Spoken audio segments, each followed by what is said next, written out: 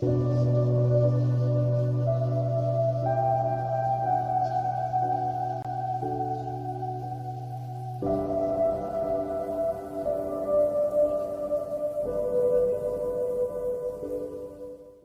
salut tout le monde, on se retrouve aujourd'hui pour une toute nouvelle vidéo très spéciale car aujourd'hui je vais vous présenter Naviraland, l'un de mes plus gros projets sur Minecraft qui dure depuis plusieurs années maintenant.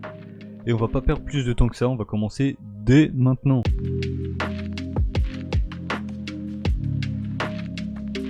Pour tout vous expliquer, ce projet là remonte à plusieurs années maintenant quand avec un pote on avait décidé de construire un château sur Minecraft. Juste un petit château comme ça, comme vous voyez derrière moi.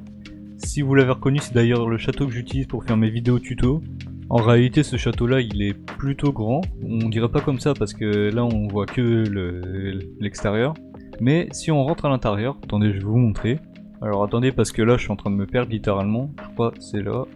Et ici, nous avons par exemple... Ah oui, voilà, nous avons des cachots. Voilà, je sais pas si ça vous intéresse de voir ça. Ensuite, je crois de souvenir, il y a des petites salles au trésor, des trucs comme ça. Mais bon, c'est pas le but de vous montrer ça aujourd'hui. Là, le but, c'est Naviraland. Mais bon, du coup, pour vous expliquer pourquoi je vous parle de ce château-là, c'est parce que c'était le premier truc qu'on voulait faire sur ce serveur, qui ensuite est devenu par la suite Naviraland.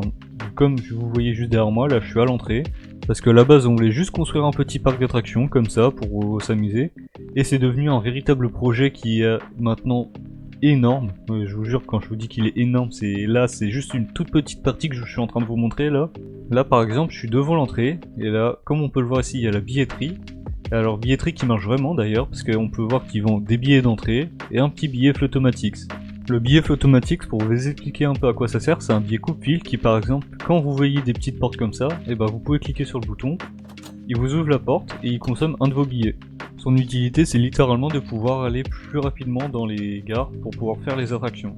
D'ailleurs en parlant d'attractions, je vous présente Tour Dynamics, la toute première attraction qu'on a fait sur le parc. Elle est plutôt grande et elle s'inspire même d'une attraction que vous avez probablement déjà entendue dans la vraie vie, je vous laisse le deviner, c'est pas si compliqué que ça, hein, ça se voit limite direct. Même si cette attraction elle est un peu vieille, elle fait son taf hein, parce qu'elle est encore très appréciée de la plupart des joueurs qui viennent.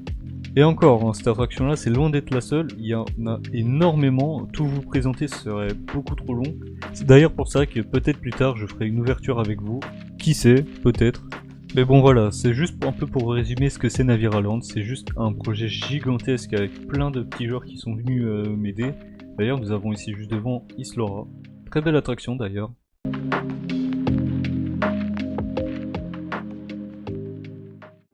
Pour faire fonctionner tous les systèmes sur Naviraland, vous avez dû vous en douter, on utilise des commandes blocs.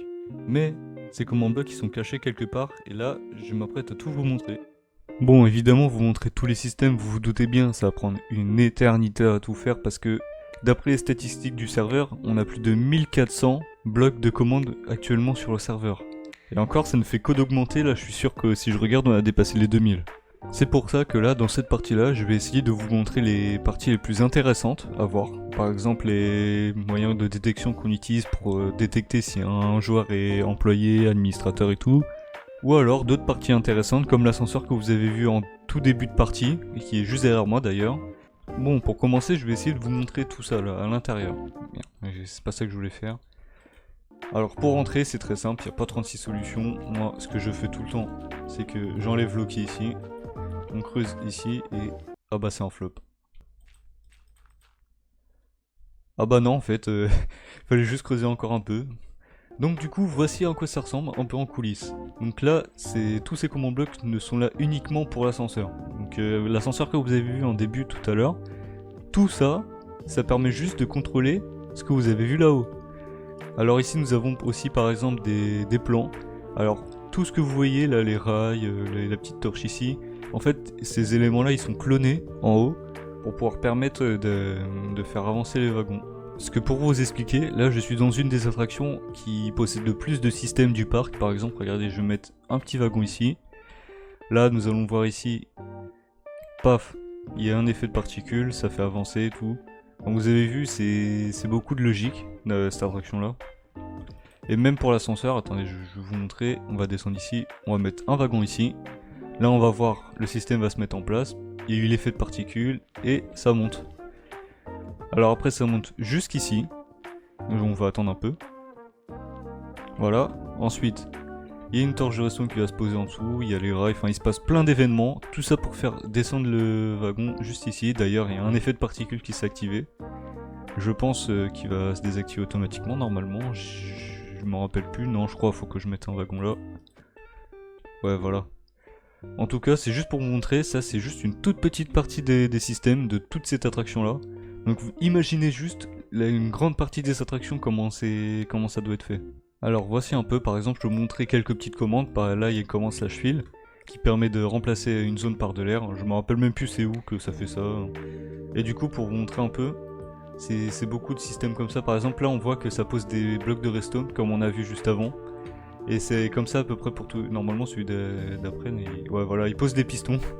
Donc voilà, c'est juste pour vous expliquer, c'est énormément de logique cette partie-là. Dans le parc, on peut aussi retrouver un peu des systèmes comme ça, avec marqué personnel uniquement. Alors c'est très simple, littéralement, il y a des blocs en dessous aussi. Et en fait, il détecte si on est dans une team. Par exemple, là, il y a marqué team admin. Donc ça veut dire qu'il va détecter si notre pseudo juste ici, il est en rouge. Donc si c'est le cas, alors la porte est s'ouvre. Et le command block juste à côté, il fait pareil, mais pour la team employée. Ça c'est une team qui pour les rangs juste en dessous. Donc ils pourront quand même ouvrir la porte, mais ils auront des permissions un peu moins grandes que nous. Là maintenant on se retrouve dans la zone japonaise du parc, avec comme vous voyez juste derrière moi, un énorme temple qu'on a construit pendant le tournage en plus. Évidemment, ce temple-là, il regorge de systèmes très intéressants que je vais vous montrer aussi maintenant. Alors, je pense que les systèmes les plus intéressants vont se trouver dans cette zone-là. Je vais vous montrer tout de suite ce qui va se passer. Je vais appuyer sur ce bouton-là pour simuler. On va se mettre comme ça. Et regardez bien ce qui va suivre.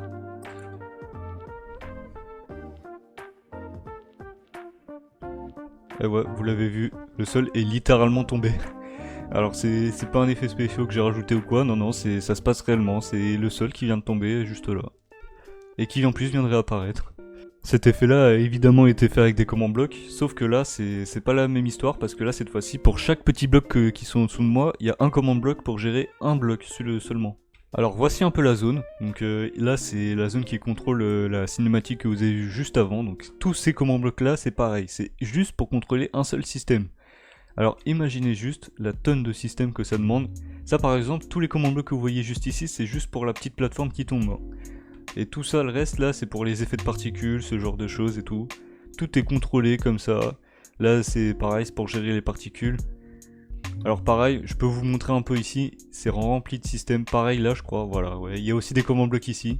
Je vous dis, il y en a vraiment partout dans ce temple. On dirait pas comme ça, hein. À première vue, on voit juste un temple comme ça. Mais à l'intérieur, il y a une quantité de systèmes juste pour gérer l'attraction. Donc voilà, vous avez un petit aperçu d'à quoi ça ressemble.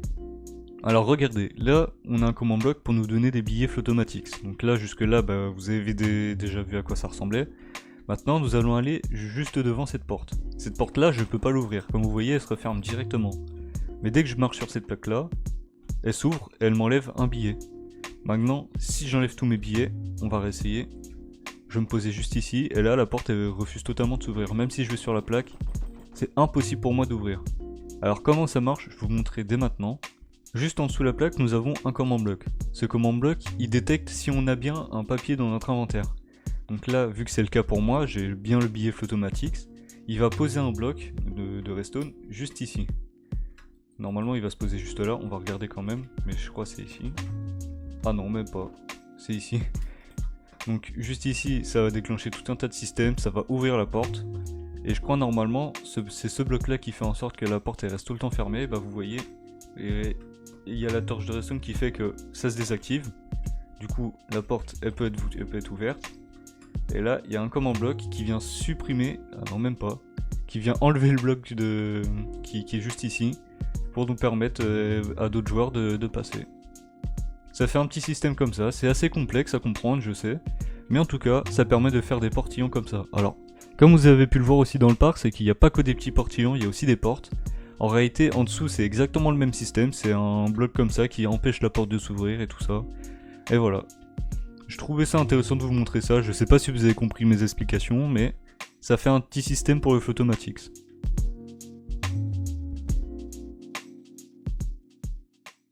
Bon, pour résumer cette vidéo, Naviraland c'est un parc d'attractions réalisé sur Minecraft. C'est un très grand projet regroupant plein d'attractions, plein de collaborateurs qui sont venus aider, et plein de zones à découvrir directement dans le jeu. Voilà. Pour tout vous dire, il existe même un site internet que je mettrai en description si vous voulez, qui est très bien fait d'ailleurs, qui vous présente la plupart des attractions avec leur statut en temps réel. Mais bon, je pense qu'on va arrêter cette vidéo juste ici, en vous montrant juste derrière moi une toute nouvelle zone qu'on va bientôt construire, qui sera un château médiéval, vous verrez bien. Je ferai d'autres vidéos si vous voulez, si je vois que celle-là elle plaît bien, j'en ferai d'autres. Je vous montrerai plein de choses, je pourrais même peut-être organiser un live pour vous inviter, qui sait. Et voilà, c'est juste pour vous dire que merci d'avoir regardé cette vidéo jusqu'ici. Si vous a plu, n'hésitez pas à la liker, commenter, partager. Donnez votre avis sur le parc aussi, ça m'intéresse énormément. Et c'était Julien Tigrou, on se dit à la prochaine pour une toute nouvelle vidéo. Allez, à plus!